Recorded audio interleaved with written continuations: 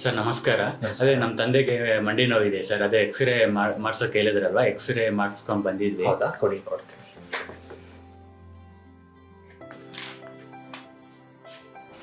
So ನಿಮ್ಮ ತಂದೆಗೆ grade 3 ಆಸ್ಟಿಯೋಆರ್ಥರೈಟಿಸ್ ಅಂತ ಇದೆ ಮಂಡಿಯಲ್ಲಿ. ಸೊ ಇದಕ್ಕೆ ನಾವು PRP ಅಥವಾ ಪ್ಲೇಟ್ಲೆಟ್ ರಿಚ್ ಪ್ಲಾಸ್ಮಾ ಟ್ರೀಟ್ಮೆಂಟ್ ಕೊಡ್ಬೋದು. ಸರ್ PRP ಅಂದರೆ ಏನು ಸರ್? ಅದು ಹೆಂಗೆ ಟ್ರೀಟ್ಮೆಂಟ್? PRP ಅಂದರೆ ಪ್ಲೇಟ್ಲೆಟ್ ರಿಚ್ ಪ್ಲಾಸ್ಮಾ. ಏನಂದರೆ ಇದು ಪೇಷಂಟ್ದೇ ಬ್ಲಡ್ ತೊಗೊಂಡು ಅದನ್ನು ನಾವು ಪ್ರಾಸೆಸ್ ಮಾಡಿದಾಗ ಮೇಲೆ ಒಂದು ಪದ್ರ ಕಾಣಿಸ್ಕೊಳ್ಳುತ್ತೆ, ಅದನ್ನು ನಾವು PRP ಅಂತ ಹೇಳ್ತೀವಿ. ಅದನ್ನು ತೊಗೊಂಡು ನಾವು ಎಲ್ಲಿ ಗಾಯ ಆಗಿದ್ದು ಅಥವಾ ಎಲ್ಲಿ ಮಂಡಿ ಸಹಿತ ಆಗಿದ್ದು ಅಲ್ಲಿ ಇಂಜೆಕ್ಷನ್ ಕೊಟ್ಟಾಗ ಏನಾಗುತ್ತೆ, ಅದು ರೀಜನರೇಟ್ ಆಗೋಕ್ಕೆ ಸ್ಟಾರ್ಟ್ ಆಗುತ್ತೆ, ಕಾರ್ಟಿಲೇಜ್. ಆಗ ನೋವು ನಿವಾರಣೆನೂ ಆಗುತ್ತೆ ಮತ್ತು ಮೂವ್ಮೆಂಟ್ಸ್ ಕೂಡ ಇಂಪ್ರೂವ್ ಆಗುತ್ತೆ. Okay sir.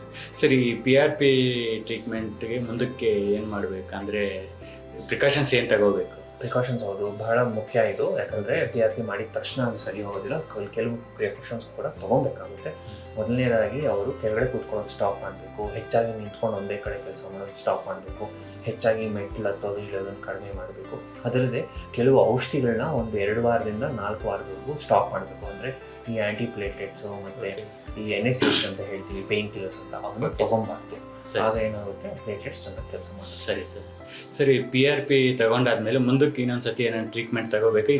ಇದರಲ್ಲಿ ಅದು ಡಿಪೆಂಡ್ ಆಗುತ್ತೆ ಪೇಷಂಟ್ಗೆ ಹೇಗೆ ಕಡಿಮೆ ಆಗುತ್ತೆ ಅಂತ. ಈಗ ಎಷ್ಟೊಂದು ಪೇಷಂಟ್ಸಲ್ಲಿ ಕಡಿಮೆ ಆಗುತ್ತೆ, ಮತ್ತೆ ಟ್ರೀಟ್ಮೆಂಟ್ ಬೇಕಾಗಲ್ಲ, ಕೆಲವರಲ್ಲಿ ಮತ್ತೆ ಮಾಡಬೇಕಾಗ್ಬೋದು.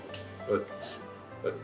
ಇದರಿಂದ ಏನು ಸೈಡ್ ಎಫೆಕ್ಟ್ ಏನಿರಲ್ಲ? ಇಲ್ಲ, ಇದರಿಂದ ಯಾವುದೇ ಸೈಡ್ ಎಫೆಕ್ಟ್ಸ್ ಇಲ್ಲ. ಯಾಕಂದರೆ ಪೇಷಂಟ್ಸೇ ಬ್ಲಡ್ ತೊಗೊಂಡು ಮಾಡ್ತಾ ಇರೋದ್ರಿಂದ 0 ಸೈಡ್ ಎಫೆಕ್ಟ್ಸು. ಪ್ಲಸ್ ರಿಕವರಿ ಕೂಡ ಬಹಳ ಬೇಗ ಆಗುತ್ತೆ.